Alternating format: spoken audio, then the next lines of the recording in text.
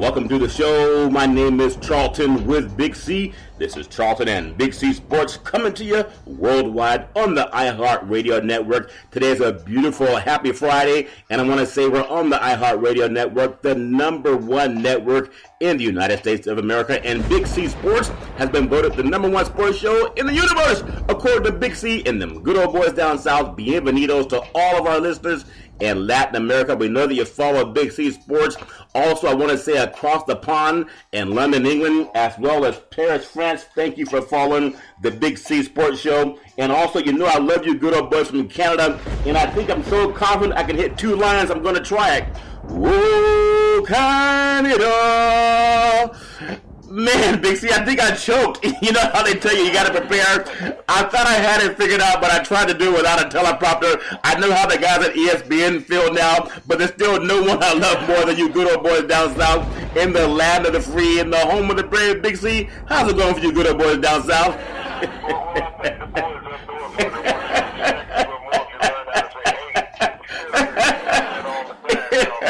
Oh, man, I tried. Yeah. You know, the South is in control of the NHL hockey. Yeah.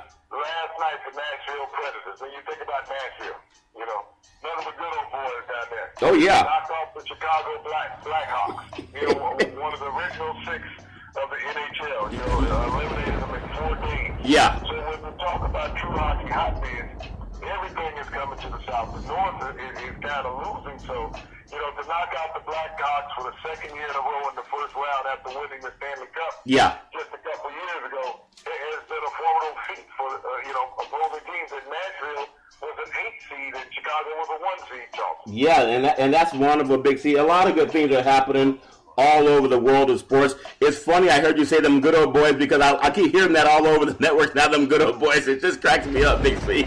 Them good old boys are a part of everything I heard. I think it wasn't Jamie Foxx, it's one of the Wayans brothers.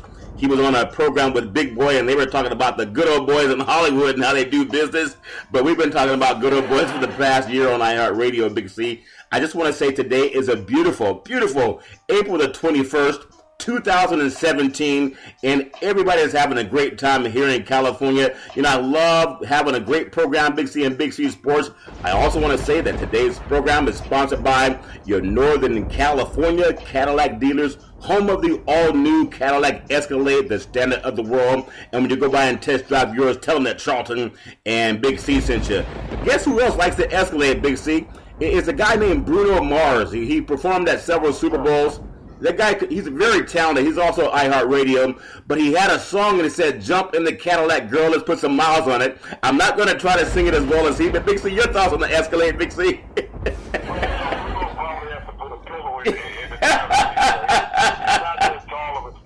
Yeah. But a marvelous entertainer. Man. Oh, yeah. I mean, you know, he's performed at the Super Bowl. He's one of the top performers in America and really around the world. Yeah. You know, great fan following, tremendous music, Charlton. And the wonderful thing about his music is clean. Oh, yeah. You don't have to blurb out anything when it's playing on the radio station. And that's a wonderful thing. He's a throwback artist. Yeah. So he sings songs that you can hear and have meaning, Charles. You mean you don't have to hit the mute button when Bruno Mars comes on? Are you sure that they can sing songs without cussing every 5 words, Big C? Is that what you're trying to say?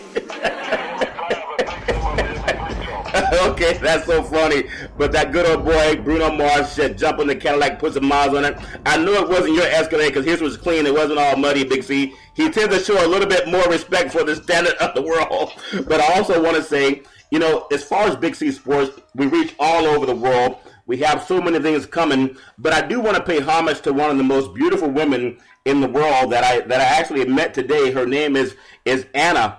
And she's just gorgeous. And she's actually from the Ukraine. She's from Kiev in the Ukraine. And she models with City Models of San Francisco.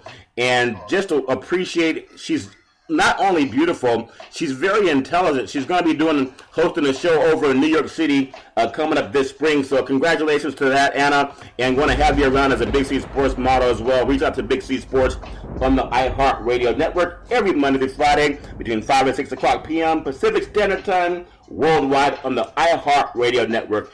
Big C, speaking of reaching out, did you see what O'Reilly was fired? I think he got 25 million for sexually assaulting women, Big C? Is that what they paid him? It's amazing what Fox feels and sexual assaulting women is worth. They paid him $25 million. Now, I would have played, his show was called Hardball. Yeah. I would have played Hardball with him and said, no, you just go. Yeah. But, Fox paid him $25 million for sexually, aggressively going after women within the workplace. Yeah, yeah. And so, that is also an allegation. Yeah. And the conduct. Yeah. Because here it is, you're rewarding him, Charles, with more money than what these women were making their entire working career. Yeah. So when you look at that disparity, that it was worth it for him to do that financially. And that's a yeah. $5 million lump sum for sexual assault, against women, Charles. And everybody thinks that's okay. I tell you, what's bad about that is we talk about on our program, every program, no sexual assault against women. And let's be real, in the real world, men and women do what they want to do, especially if you're consenting adults. There's nothing wrong with that. I think there was a good old boy down in L.A., he did a movie with Demi Moore, and I think it's called Indecent Proposal. It was Robert Redford, and he offered her $1 million to go to bed with him. Well, a lot of the good old boys, they used to pay for things because they don't have the ability to get it without paying for something, Big C. And that's okay. Whatever people want to do is fine. But for someone to go on the job and have to put up with that type of harassment, that's nothing that any woman should have to put up with. So $25 million, do you think that sends a bad example to other men that they can do it and the company's going to pay for it, Big C? That's the egregious part. Your thoughts? Your thoughts, Big C? It's an atrocious message to women, Charlton, that companies devalue them and value what a man does that are inappropriate. Yeah. Here it is, and he's done this for a decade or more. Yeah. That he's assaulted women in various ways and denigrated them, Charlton. Yeah. But Fox, that lets you know the low life that Fox is being as far as their reporting. Yeah. Is that you reward somebody for misappropriate behavior. You think about Ray Rice, who struck his now wife, in an elevator, lost his NFL career. Yeah. He didn't get anybody for doing that. No. You can't think about any other NFL player that has had actions against them for inappropriate behavior. I think about the kid Mixon out of Oklahoma, the running back who hopefully gets drafted, next week in the NFL draft, who is really one of the top running back talents, one of the top 4 or 5. Yeah. But, because he struck a woman as a freshman, people are saying that, he has character flaws. I would like to see the people in the media, Charlie, who've done something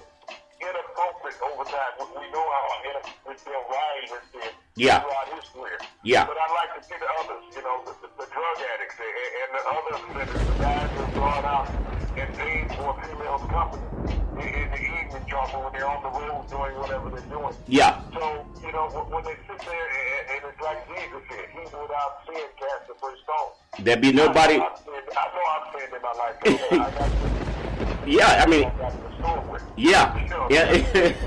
And when you look at these things, you can't do this to women. As Fox Network, you need to put out a public apology to all women for what you just did for Bill Riley. Yeah, and I agree with that wholeheartedly, Big C. I just want to bring something up too, and of course, no one should ever hit anybody, but I got to bring this point up because there was a kicker for the New York Giants, and we talked about it a lot last year, and he had 20, what's his name? Was it Josh Brown? Okay, Josh Brown, I think his wife had called 911 over 20 times for a battery. His wife was being battered by an NFL football player. He just happened to be Caucasian, so they let him off the hook, and the New York Giants knew about it. In fact, they knew about it so much, I believe there was a story where when he went to the Pro Bowl, they even paid for her to have a separate hotel. So why is it okay for him to beat up his wife 20 times? And here's a guy, and no one's condoning this, but here's a guy that had one incident, and they're saying, should we draft him or not? They already gave a white guy 20 times to do the same type of garbage, Big C. Your thoughts? Well, not only that, Johnson, they gave him a pay raise. Yeah. Don't forget about that. The last 2 years of his contract that he played with the Giants, he received an additional $2 million pay raise, such as Bill O'Reilly. You were paid for assaulting a woman. And that's what it came down to, because as a kicker in the NFL, you know better than your last kick. Yeah. And he wasn't the best kicker in the league. He was a good kicker. He wasn't the best kicker in the league. But Giants. So if the owners know, that means that the head coaches knew. Yeah. Tom Coughlin knew before he left, and the current head coach knew. So it wasn't like it was a secret, and other players on the roster knew. So you had too many advocates about violence towards women in the New York Giants organization, and you would think being one of the founding organizations of the NFL to have such lineage, that they would not have stood for that. And everybody talks about the Mara family, how quality they are. Oh, they're not quality. As far as public, but they're not. You know, when you sit there and you know that one of your players is beating up a woman, and yet you want to walk out in public and smile and say, you know, we don't stand for certain things. Yes, you do. You stand for it wholeheartedly because you thought this kicker made your team better while he was kicking on his wife, Joe. Well, Big C, and that's a very good point. I wonder what the Mara family would have done had the woman being battered was his daughter. I wonder what he would have done had the woman who was being battered was one of his nieces. I just wonder if he would have had the same flippant reality and that attitude. But the troubling part is O'Reilly that worked at Fox. I think there were 17 allegations of women being sexually assaulted by O'Reilly because no woman would sleep with him for free. He had to pay them, and the price wasn't enough. And we talked about in the show Indecent Proposal, a lot of times men will go all over the world. They'll pay for what they want. This is real talk, okay? This is not for the kids, but they'll pay for what they want. And if you're consenting adults, there's nothing wrong with that. I'm just saying, for this guy to get $25 million as opposed to being prosecuted by the district attorney, like they do for a lot of young black kids when they are accused of the same type of garbage and the same thing that Mixon is going through, they've already held him. I guess he's having a trial by public opinion. Okay, and whether you do it or not, I just think you don't touch women, period. Anyone that does should have to pay a penalty. And if you're a woman, if you're in that situation, we know it happens every 20 seconds in the country, just call 911. I know it's tough. I know most of those cowardly men, they're going to threaten you. They're going to threaten to harm you. They're going to threaten to harm your family. But one thing they're all afraid of are the police. And no guilty person wants the police showing up. Big C, your thoughts on protecting women? Well, the double and triple standard, Charlton. There was a defensive tackle, freshman defensive tackle at Michigan State today. They was dismissed from the team for sexual misconduct allegations that was levied upon him. So Mike Antonio was the head coach of Michigan State. That's just today? Dismissed his freshman player. Today? He didn't get any today, Charlton. He got dismissed. He was charged with this. He didn't get, any compensation from the university like Bill O'Reilly got from Fox. They didn't give him $25 million, Big C? They didn't even give him $25, Charlton. Wow. He was a young African-American defensive tackle. So he's gone from the university. They took his scholarship. They said, you can't play here. You can't attend school here. So, the double standard of far as who's accused.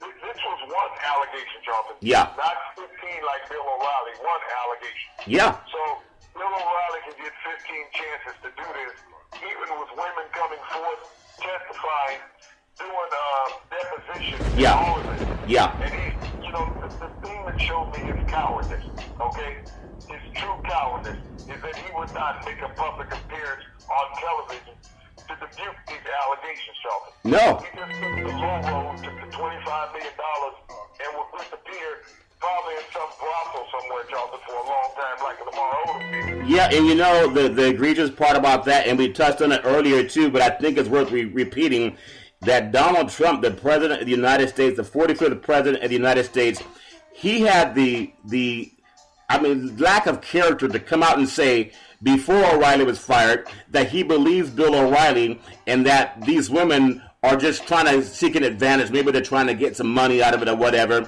And that knucklehead also has, I think, over half a dozen women that have accused him of sexual assault, but they've just disappeared. I mean, maybe they get paid off. I don't know if they disappeared, like permanently disappeared, but there's no more accusations of it, Big C. I don't know how they make these things go away. And this good old boy like Rush Limbaugh, that's always, he would have to also pay a woman to be with him. No woman in her sober right mind would want to be with him either. And he's a sports guy, and they all love this sports mentality. But what I dislike about what they're saying, when Donald Trump said his locker room talk by grabbing a woman by the vagina, and he can do it anytime and gets away with it, and he brags about it, okay? For any woman in the country going through that garbage, they can never have the president speak out against sexual assault because he knowingly defended someone who's considered a predator O'Reilly that worked at Fox, Big C, and Rush Limbaugh, all them good old boys, they have put women in a position where if they even come forward, they're considered the demonized. They're demonized for coming forward. How can we ever change that, Big C? Well, the thing with the stance with the president, Jonathan, he will never be on some billboard saying that he's an advocate for women against sexual assault. He can't do that. But no one would ever touch that. I don't think he'll even open his mouth during his presidency to defend women in any light like that, Jonathan, because what he's admitted to doing, within the public and private sector. So, he's not the spokesperson we need for that.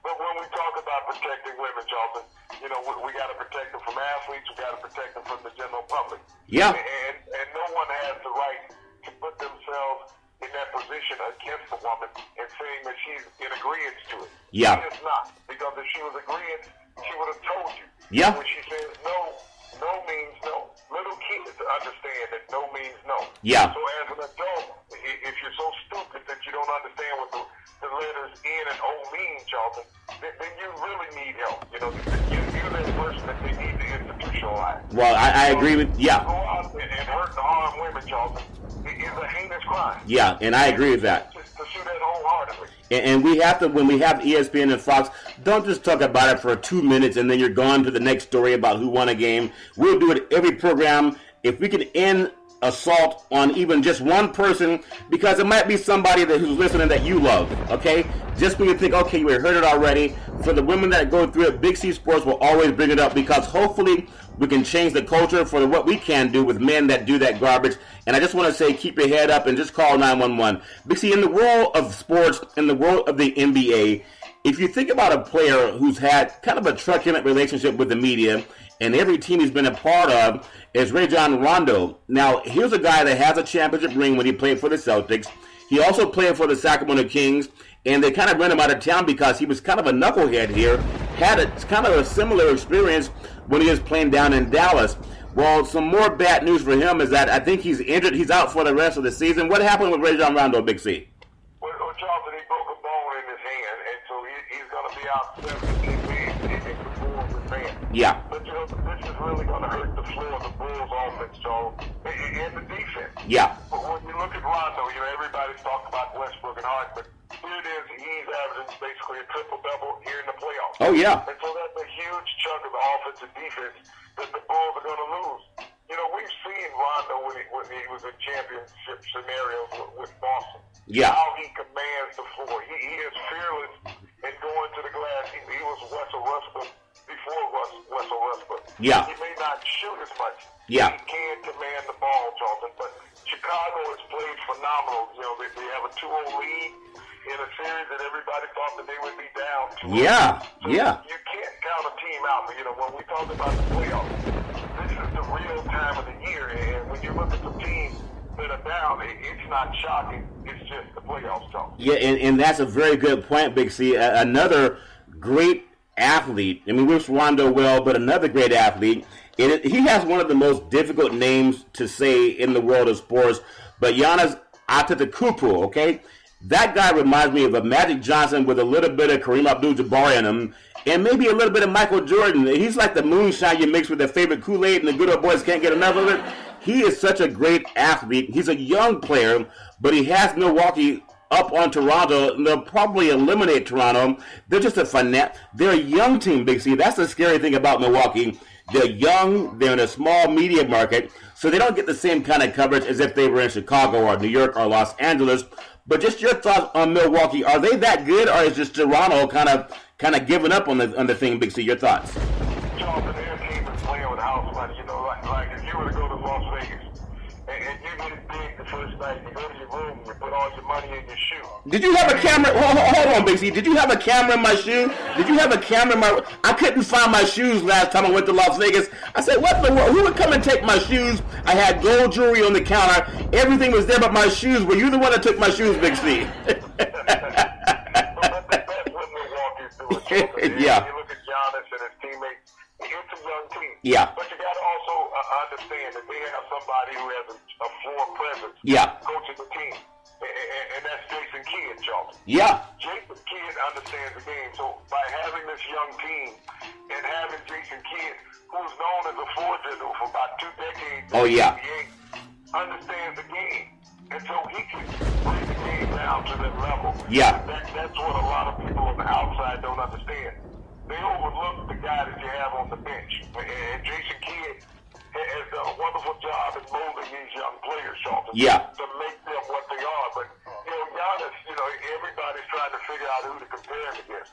I'll take you to a player that's off the radar. Yeah. Who was just like Giannis at that same age.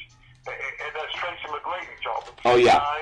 Had all the tools in the world, came out in the draft at the same year that his cousin, Vince Carter, did out of North Carolina. Tracy came right out of high school. Yeah. But he was that similar type player. Injuries shortened his career. And another player, Charlton, Penny Hardaway. Oh, yeah. Out of Memphis. Penny and Shaq, when they were in Orlando, people thought they would be together for a couple of decades down there, just controlling everything. Yeah. But, things happen to a lot of players. You got to stay healthy. Yeah. But Giannis in Milwaukee, he has people in Milwaukee dreaming back to the days when Lou Alcindor played in Milwaukee. Oh, yeah, Kareem. Yeah. Out of UCLA. Yeah. Who later became Kareem Abdul-Jabbar when he was traded to the Lakers. But, when you get these small market teams, Charlton, that create an uproar in the NFL, in the NBA, yeah. And shake up the power struggle, it's good for the league, Charlton. Yeah. Because now you got that infusion of new blood, new talent. It's not just the status quo. And when we talk about balance in leagues, whether it's high school, college football, yeah, it is there now, Charlton. Yeah, that's definitely true. Guess what else is there, Big C? Guess what I saw when I was watching the ESPN highlights of Indiana figuring out how they're going to play against LeBron James in the MVP. Now, I know Cleveland gets calls, but I think Cleveland kind of took the manhood away last night from Indiana. But guess who I saw on the sidelines? I saw the great Larry Bird, Big C. I think he did hit the $400 million, but now he's showing his face again, Big C. Your thoughts on the great Larry Bird? Yeah. Oh, he's not. You're saying he's not like me and puts the money in his shoes. He puts it in a bank, Big C. Is that what you're saying? Okay, that's funny. But your thoughts? Yeah, he had to borrow some shoes from Shaquille O'Neal. But just your thoughts, number one, on Cleveland. I think they've never lost a first-round game or first-round series when they had LeBron James, obviously. And I believe they haven't lost any games in the first round since he's been back to Cleveland. What is it about him? He's like those guys that show up for the playoffs. Some guys that don't care much about practice. And people made a lot of fun about Allen Iverson about practice. You talk about practice? Well, I'm not saying that LeBron doesn't practice hard. But every year, he's like the tax man. He's going to show up, Big C. Speaking of taxes, we hope that everybody's paid theirs. Outside of Donald Trump, I think everybody's filed their taxes so far. But isn't LeBron James like the tax man? He's going to show up and collect his money, Big C? Well, we've all watched the NBA all year long, Charlton, and everybody has talked about James Harden and Russell Westbrook in this run for the MVP this year, okay? Yeah. We've heard too much of it. Matter of fact, the race is over and, the votes are in. Yeah. But, you can talk about the NBA MVP, okay? I don't know why the NFL is on my mind. Because you're a fanatic with it. You good old boys down south, all you guys do think about is football and moonshine, so you're forgiven on this show, Big C. Just like I'm forgiven for chewing up the Canadian national anthem. Go right ahead, C. Everybody talks about the NBA MVP. Yeah. Well, let's talk about basketball's MVP. That's LeBron James. Okay? Yeah. Anybody can win the league title as far as the most valuable player. But basketball's most valuable player is LeBron James. By the time it's all said and done, Charlton, he'll be in the top 5 players of all time. Yeah. If you think about it, he's already the number 3 all-time leading scorer in playoff history. Wow. Only behind Michael and Kareem. Yeah. So when you think about his productivity and his longevity, for 14 years he's been doing this, Dalton. But the thing about LeBron is that he does it at such a consistent level. Everybody looks at it as just being normal. It's nothing spectacular as far as LeBron. But when someone else elevates their game, all of a sudden they're MVP or MVP candidate. Yeah. Everybody that's ever been an MVP in the past few years has been able to be stopped. Yeah. Playoffs. He Yeah. hasn't gone anywhere. Yeah. LeBron is unstoppable. Even when they've lost championships, he's been unstoppable, Charlton. He is one of those unique individuals that come along in a decade and a lifetime. You know, since Jordan had left the game and the torch was passed, you know, everybody said Kobe. But LeBron came in more than, less than halfway through Kobe's career. I think Kobe was in his 6th or 7th year in the league. And LeBron quickly elevated to and above the level of Kobe. Yeah. That he became the king of the league. Yeah. And he has maintained that status, Charlton. We've seen young guns rise. We've seen Steph. We've seen Harden. We've seen Westbrook rise up. And people say, they're the league MVP. But year in and year out, who's in the finals, Charlton? Yeah. Who gets their team to the final? That's what an MVP does, Charlton. If Westbrook wins the MVP, he'll be the first MVP to exit in the first round of the playoffs, Charlton. Wow, that's a very good point, Big C. So you think about that. And so an MVP is a player who can get his team over the hump. It's like when Paul George was crying a couple of nights ago about he wanted the last shot. Yeah. What the hell was Paul George last night when his team had a 25-point lead? Yeah. And all of a sudden loses. I want the ball now. Yeah. He was looking for a run to crawl up is what he was looking for. Yeah, that's funny, Big C. It was almost like a cowardly performance. Yeah. How do you give up a 25-point lead at halftime? Well, I think they... We sit down and say, hey, LeBron, you can punk us tonight. Yeah, I think they saw the Super Bowl 51 that was played when Atlanta had a 28-point lead at halftime, and I think it was 28-point lead at halftime against the New England Patriots. Similar kind of thing, but you make a good point, and I just want to bring up that point that you mentioned, because unlike LeBron James, he talks a little bit, my team, my guys, but that brother shows up. And Paul George, I respect him as an athlete, but I don't have respect for players that will call out their teammates. There's 5 guys on the floor at all times. And I think back to the great Magic Johnson when he had Showtime down at the Forum in Hollywood, and they had Kareem, and they had Worthy, and they had Scott, and they had him. And they had Kareem. They had all them good old boys. But as much as Kareem was he was the king, the lead pin of that team, the kingpin, the prodigal child of Los Angeles, because basketball went for Kareem. Even though Magic Johnson was very popular, they all looked to Kareem because he had the mileage on him, Big C. You talked about him starting in Milwaukee. I don't recall Kareem throwing anyone under the bus. And one time I recall they had won a game, and Magic Johnson was a young player, and he jumped up to Kareem and was like, Kareem, we won. And Kareem said, look, it's just one game. He didn't throw somebody under the bus. As far as I recall, he was always leading by example. I think that's what Paul George could learn. Who cares what you say? Isn't what you do matter more than what you say, Big C? Well, it always, Charlton, in the world of professional sports, the analogy is you have to act like you've been there before. Yeah. I remember as a player, you would see guys score touchdowns, and they're dancing all over the place. Yeah. But you're in the 10th game of the season, it's only their second touchdown they scored. Yeah. 11th game of the season, somebody gets their first interception. And he wants to make it a highlight reel. It's like, why have you only got one interception in 11 games? You get a guy. I see guys nowadays in the NFL who get sacks. And all of a sudden they end the season with 5 sacks. Yeah. But each one of those sacks, they act like it was their 17 to 18 sacks. Yeah. Nowhere near close to the record. Yeah. And when you think about it, Charlton, these players, they look at it statistically. Yeah. At the end of the season, end of a game, and you saw him one time make a highlight play. Yeah.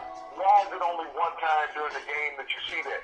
Why do you not see this 3 or 4 times during the game, Charlton? Yeah. So when you talk about the dominance of an athlete, and an athlete who understands the game, that I don't have to be a showboat when I make a play, because that's what I'm paid to do as a professional athlete. Yeah. I'm paid to make that play. I'm not paid to go out there and this is good on ESPN, and ESPN makes players want to do stupid things. Yeah. But ESPN has never increased the shooting percentage of an NBA player. No, not. Percentage of an NFL quarterback. Well, they've never increased the batting average of a Major League Baseball player, or the same percentage of an NHL goalie, Charles. It's about being a professional. Think about, we talk about players that celebrate. What player has to withstand the most pressure in a game? That's the goalie in an NHL. Oh, yeah. Those guys are incredible. Think about Dalton. Every time he made a save, if he got up and started dancing and snapping his fingers on the ice, yeah. Yeah, that's true. That's true. That's true. And I'm glad you brought that point up, because that's about being a professional. And obviously, Paul George is a great character guy, but sometimes pressure makes people change. And when I think about the pressure tonight, a lot of pressure going on. Chicago's a 1.5-point favorite at Boston. That game's at Chicago, actually. Oklahoma City there at home. They got to get right against Houston. And Westbrook, I still call him my MVP based on what he's done in the regular season. Maybe someone else would be the playoff MVP when it comes down to that big C. But they have to get that win tonight versus Houston. The over-under is 224 points. Now the Clippers, here's a team that they're kind of Jekyll and Hyde in the Clippers in Los Angeles. We know they will always be the second girlfriend. You know how you had that girlfriend back in the day, and she was always down for you, but you met someone a little bit prettier, and then you leave the good one, right? But you go for the good one, realize that she got 5 more boyfriends. She's trying to play all you guys, because okay? But that little bit, she's always there. So the Jekyll and Hyde, the Lakers are always the consistent hope for Los Angeles. The Clippers, it would not surprise me at all if they lost at Utah tonight, even though they should win. That game is at Utah. The Clippers are a 1.5-point favorite. But I don't want to put a lot of money, just like I put my money in that shoe in Las Vegas, I'm not going to do that anymore. You're going to put your money on the Clippers tonight, Big C. Well, I like the Clippers because Gobert is still not back for the Jazz, Charlotte. Yeah. So they don't have that presence in the middle. This has allowed Deion Jordan, as we saw in the last game, to score and rebound in double figures. He had a double-double. Blake Griffin was able to get to the 10. So without Gobert, someone to protect the rims, Utah is going to have problems defending the Clippers, Charlotte. I think that the Clippers can win this series at 5 without Gobert being in for the Jazz. The Clippers, it's their time. This is their last run as an organization, as this unit, Charlotte. After this year, if they don't get to the third round of the playoffs, this team will be dismantled because they see that it's going nowhere. They're going to have to at least make it to the semifinals for this team to stay together, Charlton. But I don't see them getting through San Antonio or Golden State, Charlton. And then San Antonio got smoked last night by Memphis. I know Vince Carter's up in age before a 39-year-old player that can still lace it up and play in the NBA. This guy's only 11 years from 50, okay? And he's still balling. And so I don't know what kind of moonshine he's drinking down in the South, but I sure want some of that, Big C. Next time you talk to Vince Carter or some of the people that help him out, ship some out to California, because that stuff is amazing. I'm always impressed with the veteran players that can still contribute to a game, and that's what I see in Vince Carter. But I would just say last night's loss by San Antonio was an anomaly. You expect them to come back and just get back on track, but it does happen every now and then, Big C. And another thing I want to just bring up to you is this talk of in the NBA. And you brought it up earlier. I want to touch on it one more time because I know we got on LeBron James a lot too, because he was a lot about my team, my guys, I. And before they brought on Tyronn Lue, the coach they had before they brought in Lue, I would see LeBron. David Blatt. In last year's playoff series, LeBron would be holding his own huddle, which is so disrespectful to the organization. But when you have that kind of power, and everybody will say he can usurp the power of the coach by calling his own huddle, and then that's what led to, I guess, Blatt being fired. But he seems to have grown, Big C, even though he has the moxie and he's earned the right to do what he wants to do. He understands. Kareem Abdul-Jabbar never did that when they had the Lakers rolling. Magic Johnson didn't do it. Michael Jordan didn't do it.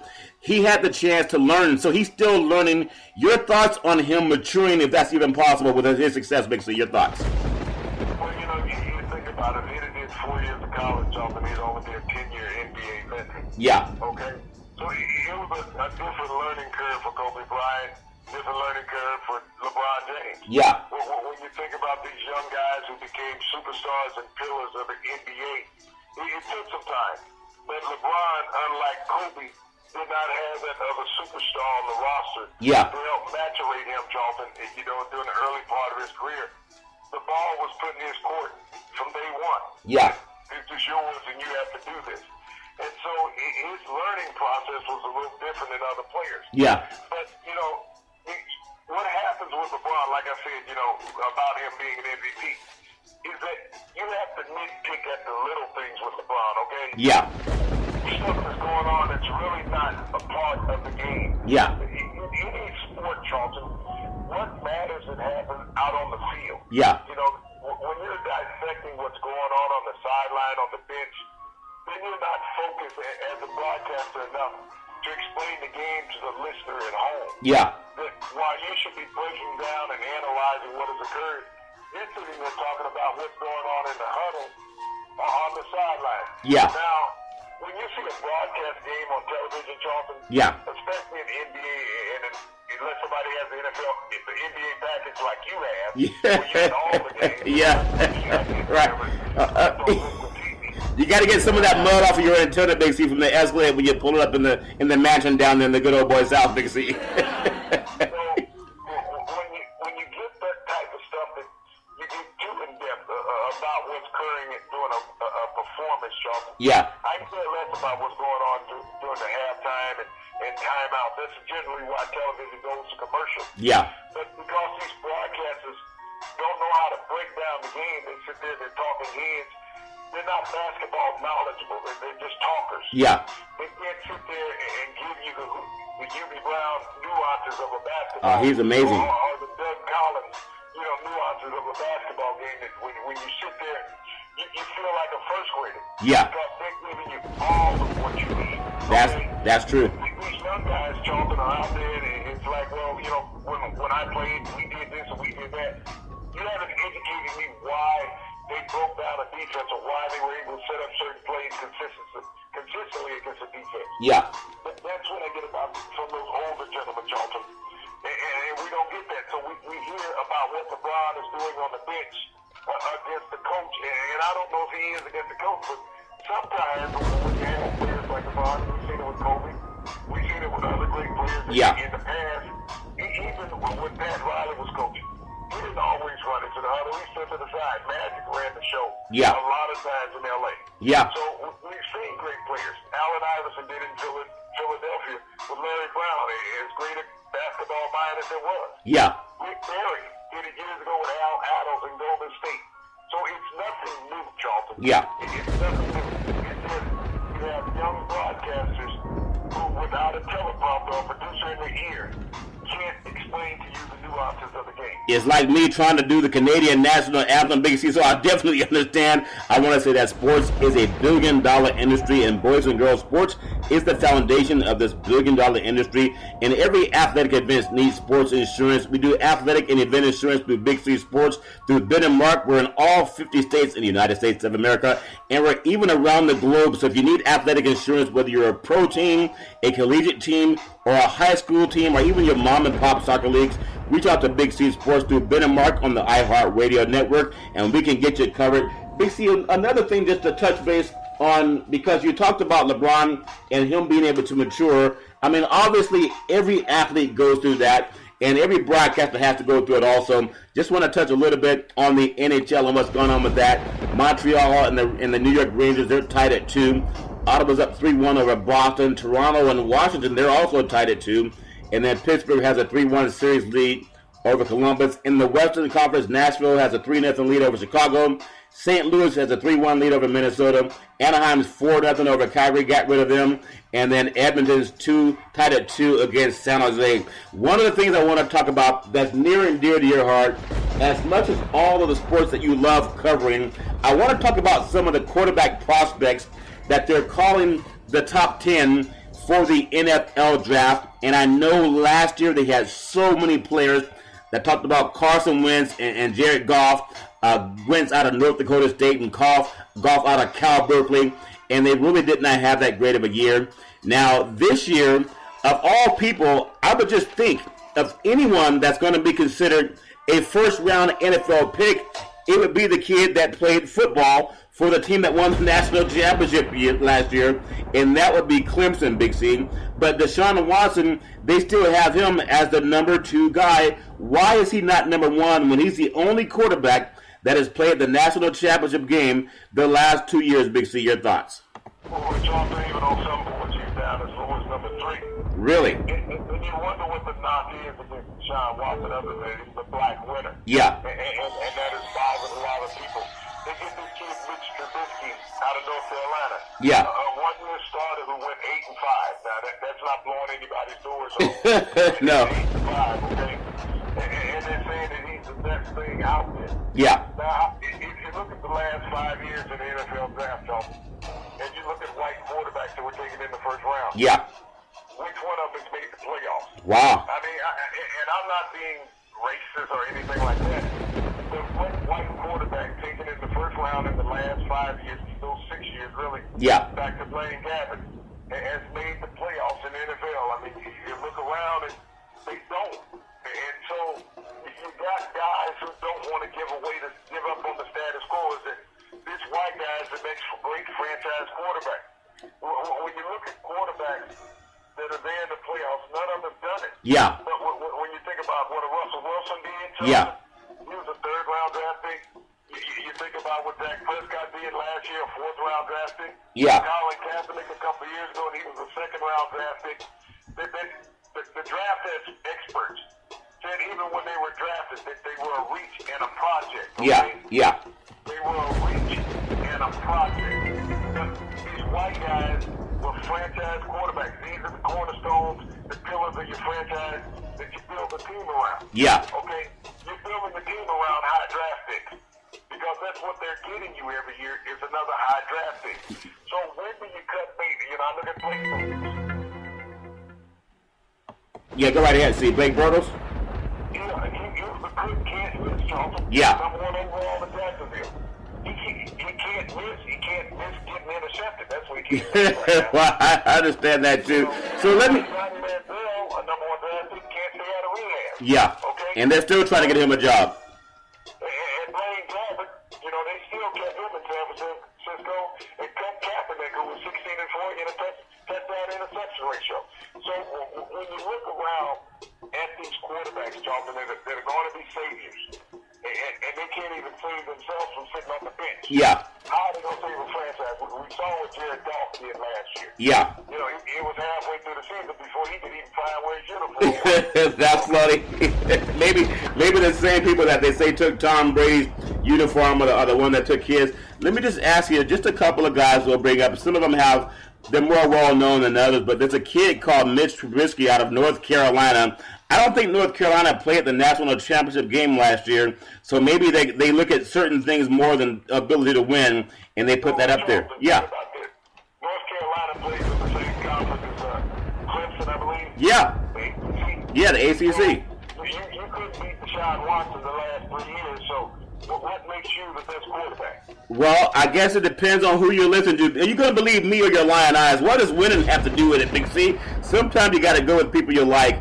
And there's another player that I want to bring up. I know Trubisky threw for 30 touchdown passes last year, but I don't think he had any type of success that would have led them to the ACC Conference Championship, let alone in the top four for the bowl playoff series.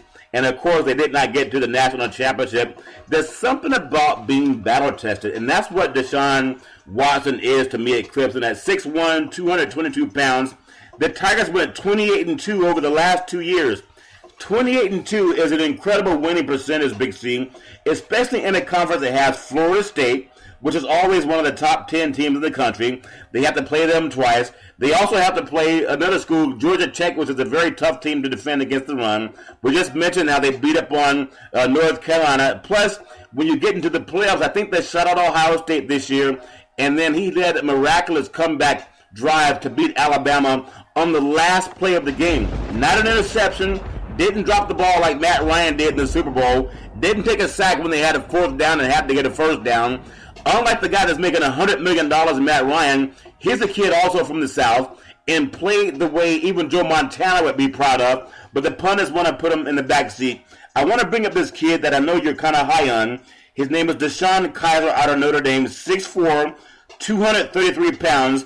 I just want to get your thoughts on Deshaun Kaiser and what type of quarterback he would be in the NFL. Big C, your thoughts? Well, Charlton, you have to discover the ceiling on Deshaun Kaiser. Tremendous athlete. He was a three-sport star in high school with the Notre Dame.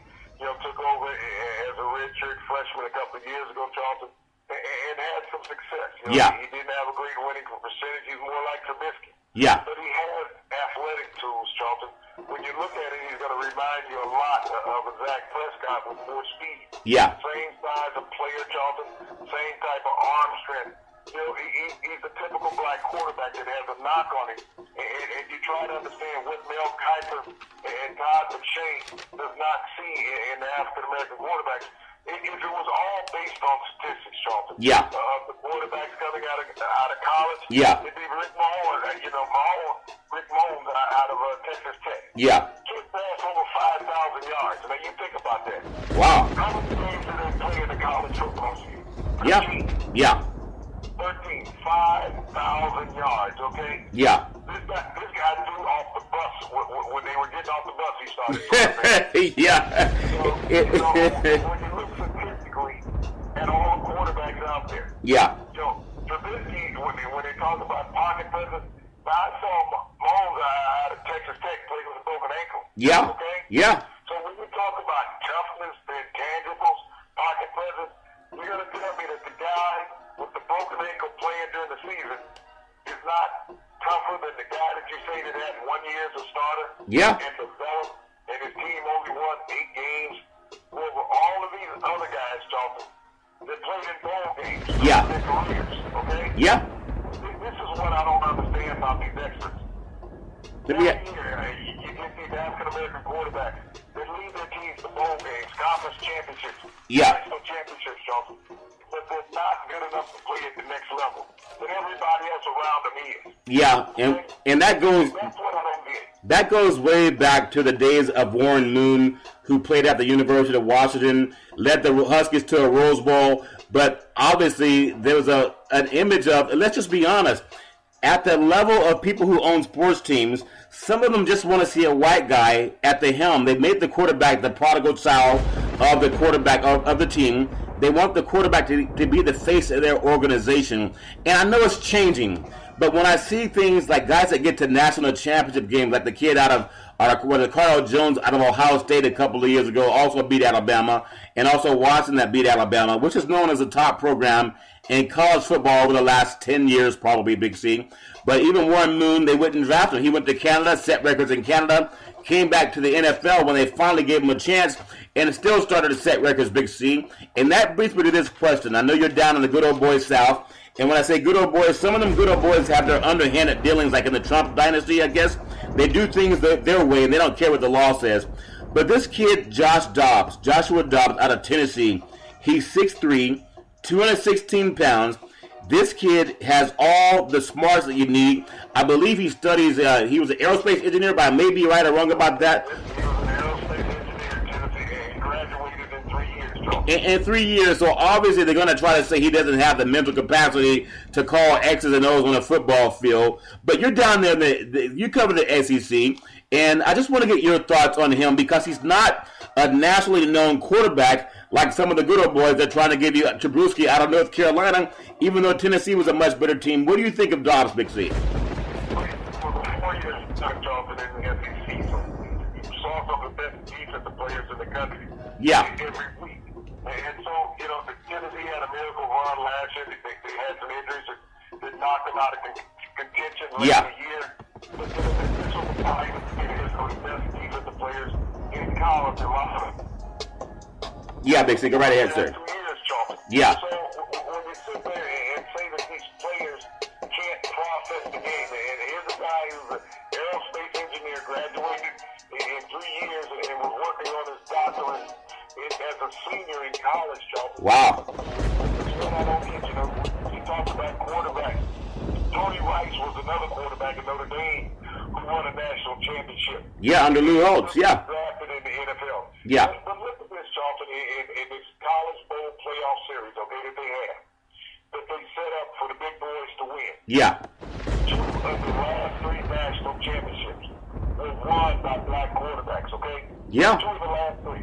Cordell Jones at Ohio State. Yeah. Ended up being a 4th or 5th round draft pick in the NFL. Wow. But he lit these guys up for 300 yards in every game that he played, Charlton.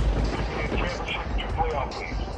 Lit it up. We look at Deshaun Watson, as you stated, 28-2 in the last 2 years as a college quarterback.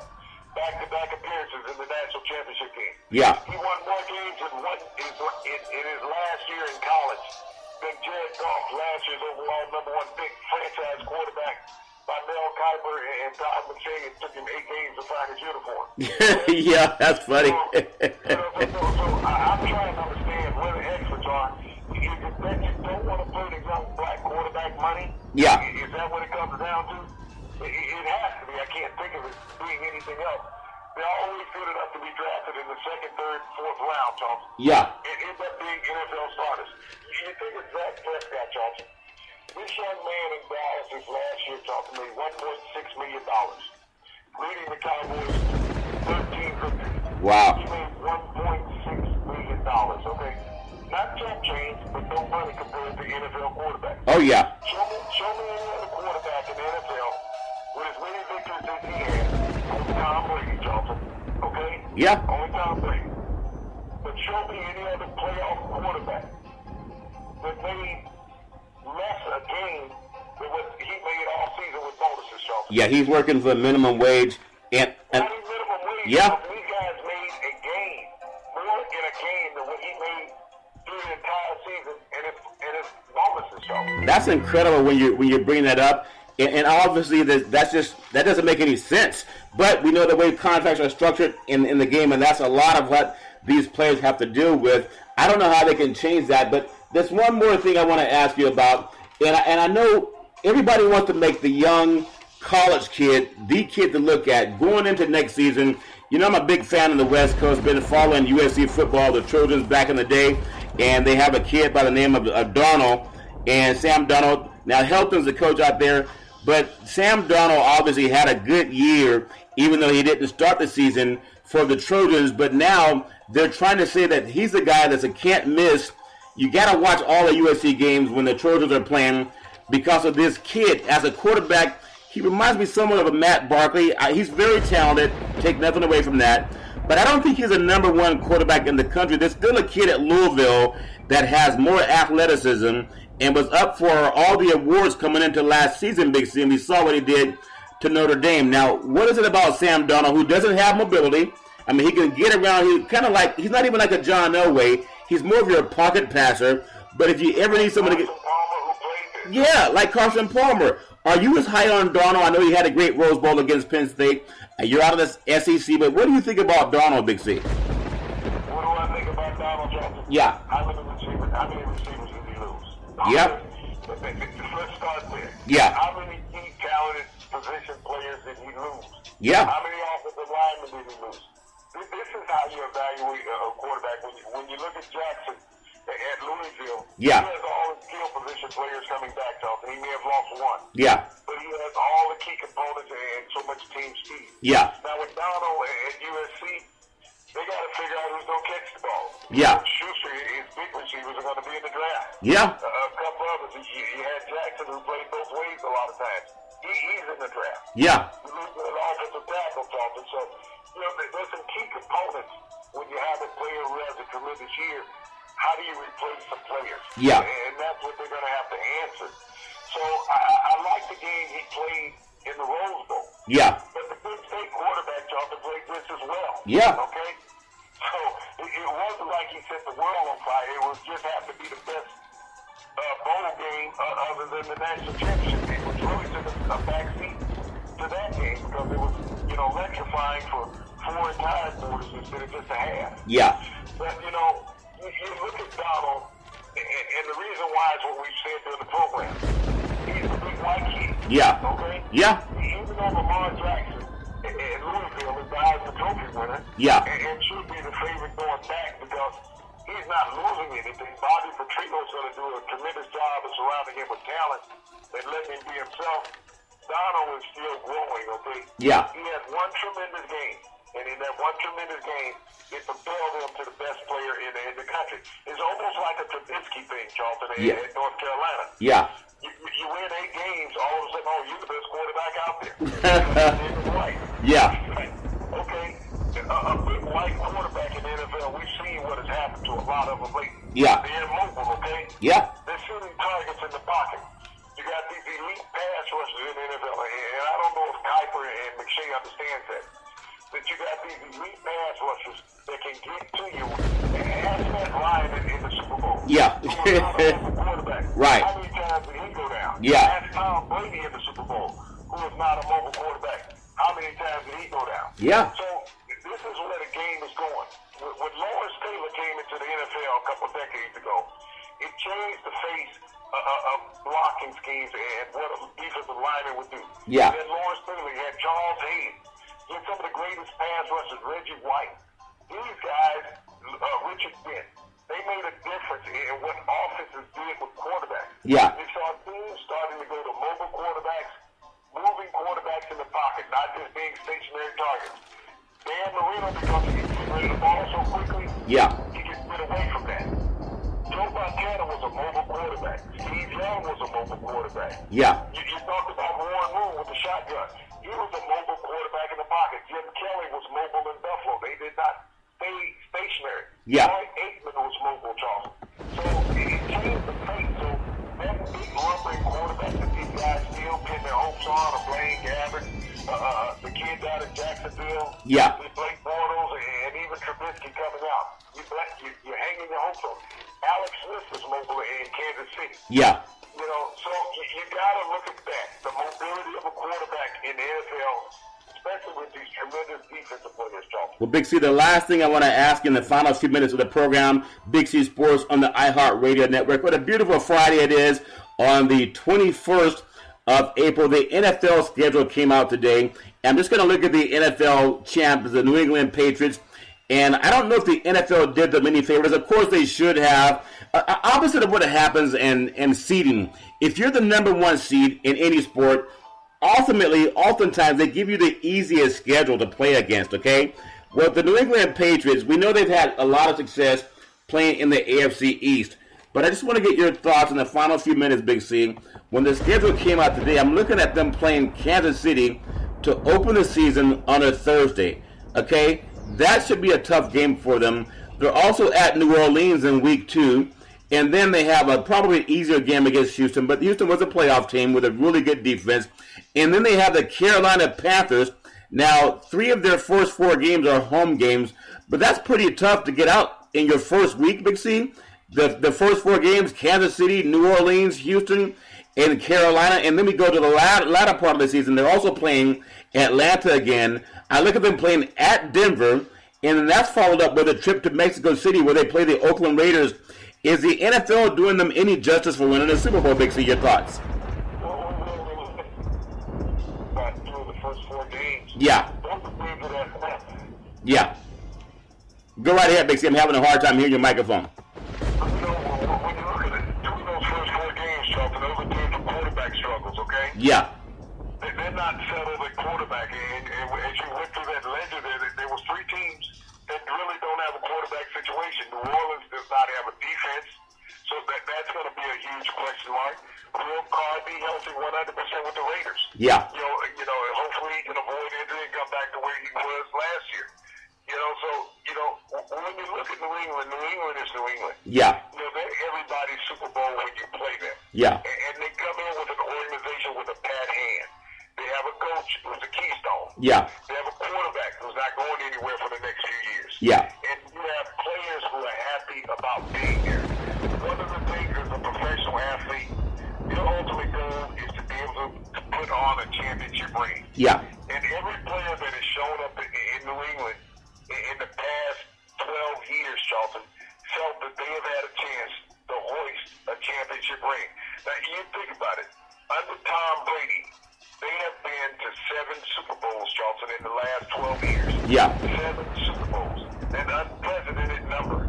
You just will never get that again in NFL history. Yeah. So players, even if they only sign a 1-year contract, you look at Kyle Long last year who signed a 1-year contract. Yeah, and got a ring. And got a Super Bowl ring. Yeah. So this is what the players want in their career. So every game is an optimum performance. We talked about that last night. You play every game like it's your last game. Yeah. That's what New England Patriots players do. When you look at New England's receiving corps. Yeah. Now, everybody in their receiving corps, Todd McShay and Mel Kiper knew nothing about them, okay? No. Not a thing. But they go out every week and outperform all-pro wide receivers. Okay? Yeah, that's true. Guys who are number one draft picks. Yeah. Week in and week out. But the draft experts didn't even know who they were. Yeah. So when you go to New England, you go there. You think about it. They took 2 players off of practice rosters. Hogan, number 15, came off of practice roster. LeGarrette Blount was a free agent. Yeah. 3 of their starting offensive linemen were undrafted. All right? That's so all these draft experts, we're talking about guys who are going to be anchors, Yeah. pillars on teams for the next decade that you can just sign the check and stamp them in. They don't talk to Bill Belichick, okay? No. And if they call, he's not listening. He's not listening when they call, Big C. As we get to your final statements, we talk about people being focused. We talked about how great LeBron James is and how he just shows up like the IRS. He's always there, except for Donald Trump. Hey, Donald Trump said that next week he has a breaking statement. It's an eye-opening statement about taxes. I think POTUS is saying he's going to show his tax returns. Maybe CNN and Fox will pick up on that. I think Donald Trump is saying that he's going to have something big to say about taxes, and we'll see if he's going to actually show his tax returns, as POTUS is going to reveal to the country that he's going to do what every other taxpayer has to do, which is pay your taxes. So hopefully POTUS will do that, Big C. Going into that, I want to get your final thoughts on what you're looking forward to coming up to this weekend with so many great things happening in the world of sports, Big C. Go right ahead, sir. Well, Charlton, I'm looking at the NBA playoffs to be settled, in a couple series, as well as in the NHL. It's been a marvelous run. We look at Nashville, ended their series last night. It was a great night in the state of Tennessee. With the Grizzlies winning in Memphis and Nashville. Yeah. Closing out the Blackhawks. And we're going to see 2 more series come to an end. I believe that Milwaukee will close out Toronto, Charlton. Yeah. And, it's just Golden State. I'm hoping that Steve Kerr listens. Keep Kevin Durant on the bench. I'm just excited about this time of the year. Go out to the local watering hole and I can't sit at home Did you say the local water holes or watering holes? I'm just trying to see how you good old boys get down. They got a tin roof. Okay. Just making sure. I'm just excited about what we're able to do every day, Monday through Friday, Charlton, and going out, being in the homes and in the cars of our listeners, and having them be a part of what we do. And hopefully, every day that we enlighten them to something a little different, and they appreciate what we do. Because I appreciate working with you. I enjoy it. It's open every day, and it's refreshing. Well, Big C, I just want us to keep this going for a long time. Yeah, let's do it for the next 100 years, Big C. I also want to talk about the growth of Big C Sports.